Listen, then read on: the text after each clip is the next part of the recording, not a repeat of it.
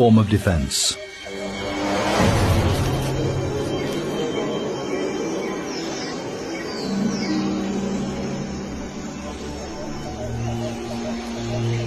The lizard freezes in shock. The mantis takes full advantage. It may not inject any venom like the ants, but its jaws are fearsome weapons.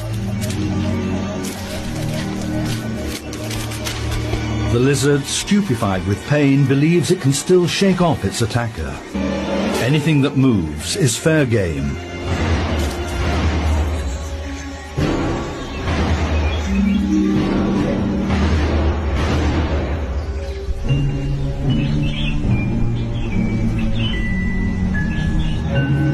It sets to work without a moment's delay. In a few hours, the lizard will be a mere skeleton.